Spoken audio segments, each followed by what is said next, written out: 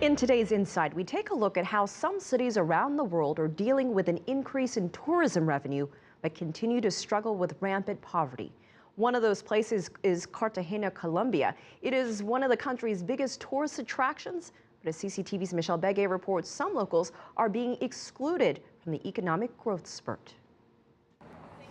The United Nations Educational, Scientific and Cultural Organization, or UNESCO, that aims to build peace and eradicate poverty through education and intercultural dialogue, has declared Cartagena a World Heritage Site. Since then, tourism in the city has boomed. Last year, more than 1 million tourists filled the boutique hotels and hostels within the walled city, an increase of more than 10% compared to 2012. And as old homes are renovated to become chic hotels and restaurants, the prices in real estate soars and outgo the locals that once lived in them. Iliana Restrepo says this is sadly Cartagena's gentrification. Policy has to be created to make sure the people stay in the neighborhoods so that the locals don't leave.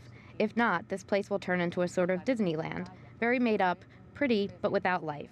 And that is happening to the colonial city. Muy bonita, pero sin vida. Y eso está pasando con el centro histórico. But on the other side of this 400-year-old wall surrounding the colonial city is a world that foreigners don't usually see, where 330,000 people, according to the local government, are living on less than $2 a day. Cartagena's San Francisco neighborhood is right next to the Rafael Núñez International Airport.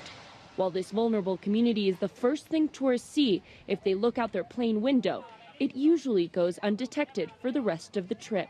They don't really see the Cartagena that is out there struggling, going through difficult times. The Cartagena they see is only probably about 25%. There's 75% out there that they don't learn about it. While tourism may bring a lot of money into the economy, official data shows it doesn't translate into formal jobs. 2/3 of Cartagena's population work in the informal sector, meaning they have no steady job, no benefits, and no minimum wage. Alex Rocha says he was born and raised in this poverty and is trying to make a difference in his community by creating a youth center where he teaches English and computer skills. Hello, my name is Lina. He says Cartagena's old city may be filled with cultural events throughout the year and never attend. People were never educated to participate in these kind of events. So, of course, there is no interest because the government, local government, never put the interest of educating the people to tell them, you know, we're doing these events and we would like you to be part of this. No. While locals blame corruption and a string of bad local government administrations, it is clear that Cartagena will have to do more than just concentrate on the tourism industry if it wants things to change. Michelle Begue, CCTV, Cartagena, Colombia.